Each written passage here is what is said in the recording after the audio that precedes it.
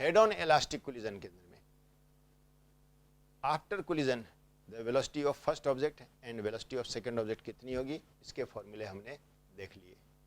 उसमें हमने एक केस और डील कर लिया। किसकी बात कर ली अपने पास कि if the second object is initially at rest, यदि कोलिजन से पहले सेकंड ऑब्जेक्ट क्या थे, रेस्ट में हो, मतलब u2 कितना हो, 0 हो। वो केस हमने डिस्कस कर लिया और उसके अकॉर्डिंग हमारे पास velocity of first object after collision and velocity of the second object after collision के फॉर्मूले आ गए। और वो क्या आ गया अपने पास, हमारे पास आ गया था कि v1 is equal to m1 minus m2 upon m1 plus m2 into u1 and v2 is equal to twice of m1 upon m1 plus m2 into u1।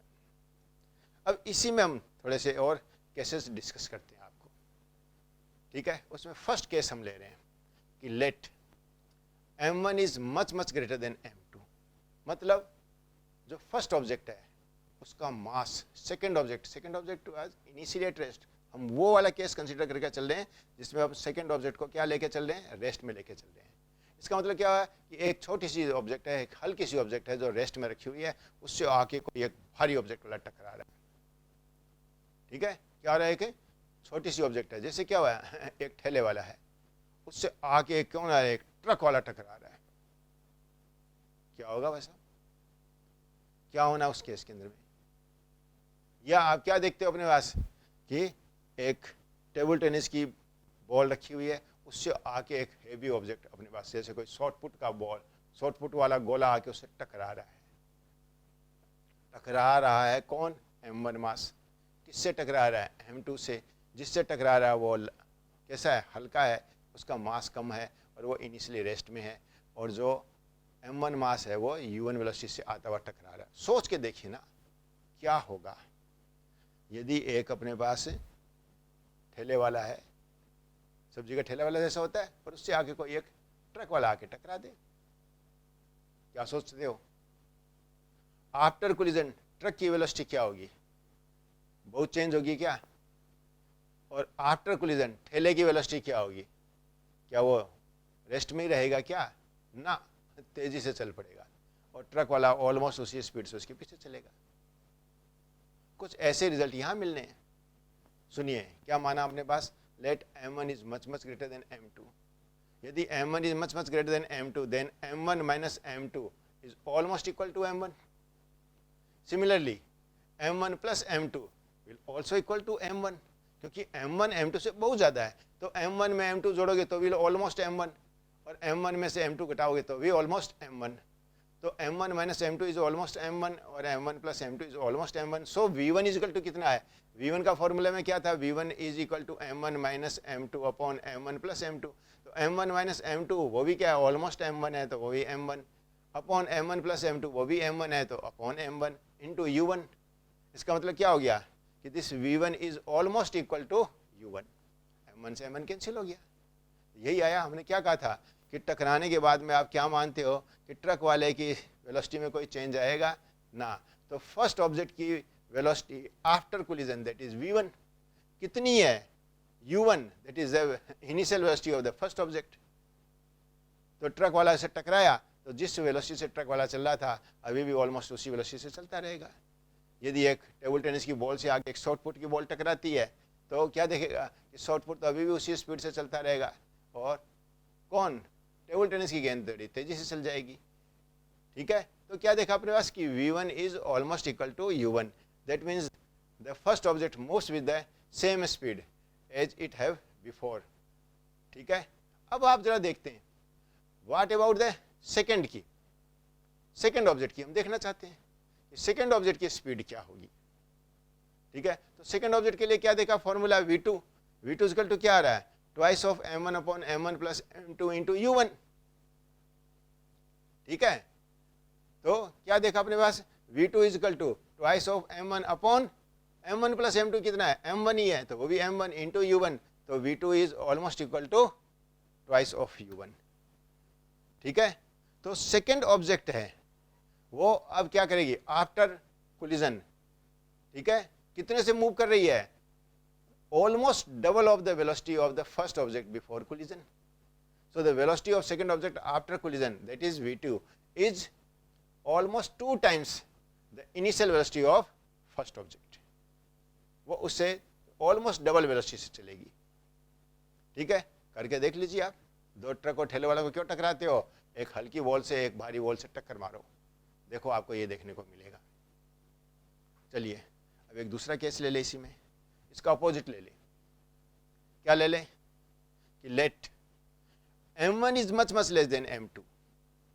इस बार m1 है वह m2 से काफ़ी कम है, लेकिन m2 अभी भी रेस्ट में है, u2 0 है. ठीक है, तो इस केस में क्या आ जाएगा? m1 माइनस m2 क्या आ जाएगा? m1 minus m2 is almost equal to minus of m2, और m1 प्लस m2 ये क्या हो जाएगा? Almost equal to m2. तो m1 minus m2 is almost equal to minus m2 and m1 plus m2 is almost equal to m2. तो यहाँ से यदि मैं v1 लिखूँ तो v1 को क्या लिखूंगा? v1 is almost equal to minus of m2 upon m2 into u1. It means v1 is equal to almost equal to minus of u1. v1 कौन है? Velocity of the first object after collision. u1 कौन है? Velocity of first object before collision. ये दोनों आपस में क्या है? मैग्नीट्यूड में इक्वल है, डायरेक्शन में अपोजिट है. तो आप देख लेना ना कि कोई हल्की चीज जैसे शॉर्ट फुट रखा हुआ है, उससे जाके हम एक टेबल टेनिस की गेंद को टकराएं, तो टेबल टेनिस की गेंद को टकराएंगे तो क्या होगा? वो गेंद वापस आ जाएगी. ठीक है, खड़े ट्रक के ऊपर आके ठेला वाला जाके टकराए तो टकराएगा, ठेला वाला वापस आ जाएगा. तो यही हुआ, ठेला वाला वापस आ जाएगा या हल्की गेंद भारी गेंद से जाके टकरा के वापस आ जाएगी. वापस आ जाएगी, आप ही बोल रहे हो, वापस आ जाएगी. कौन? First object. तो after collision the velocity of first object is equal to, ठीक है, is equal to the minus of velocity of before collision. तो इसकी जो वेलोसिटी थी बिफोर कोलिजन उसी के अपोजिट हो जाएगी इसकी. अब देखिए, what about the velocity of second? दूसरी ऑब्जेक्ट का क्या होगा? मतलब ट्रक की वेलोसिटी का क्या होगा यदि उससे आकर कोई एक ठेला वाला टकराए, या शॉर्ट फुट की वेलोसिटी का क्या होगा यदि उससे जाके एक टेबल टेनिस की गेंद टकराए? क्या मानते हो? कुछ हिलेगा? कुछ वेलोसिटी होगी? नेग्लिजिबल. देखिए v2 क्या कर रहा है? v2 is equal to twice of m1 upon m1 plus m2 into u1. तो ट्वाइस ऑफ m1 तो न्यूमरेटर में रह गया, m1 प्लस m2 किसके बराबर आ रहा है? m1 प्लस m2 किसके बराबर आ रहा है? m2 के बराबर.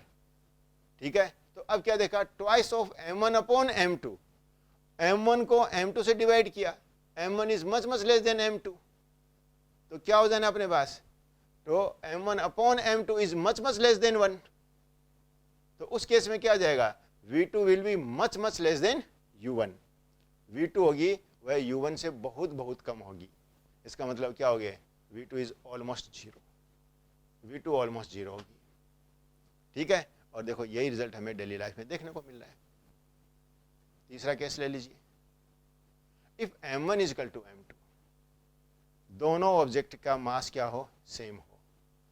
एक ऑब्जेक्ट m2 रेस्ट में हो, m1 आके उससे टकरा रही है, तो उस केस में क्या हो जाएगा? m1 माइनस m2 कितना हो जाएगा? 0. और m1 प्लस m2 कितना हो जाएगा? आइदर ट्वाइस ऑफ m1 बोलिए और या ट्वाइस ऑफ m2 बोलिए. तो v1 का फॉर्मूला देखिए. v1 क्या लिखा था आपने? v1 is equal to m1 minus m2 upon m1 plus m2 into u1. तो m1 minus m2 is equal to क्या हो गया? 0. तो 0 upon twice of m1 into u1. तो 0 upon something into something is equal to 0. तो v1 कितनी होगी? 0. v1 is equal to 0. इसका मतलब क्या होगा?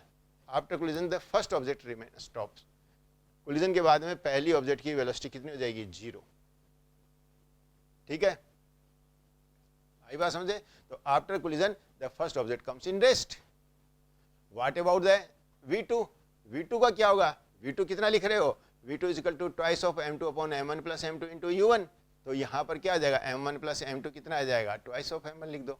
तो twice of m1 upon twice of m1 is equal to 1 into u1. तो क्या आ जाएगा? v2 is equal to u1. तो v2 is the velocity of second object after collision. किसके बराबर आ रही है? Is equal to u1. That was the velocity of first object before collision. इसका मतलब क्या हुआ?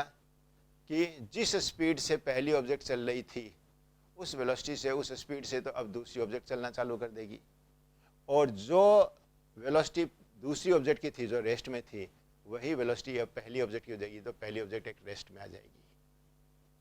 ठीक है, that means during the collision the two object interchange there velocity. दो किस में हुआ? Head on elastic collision of equal masses.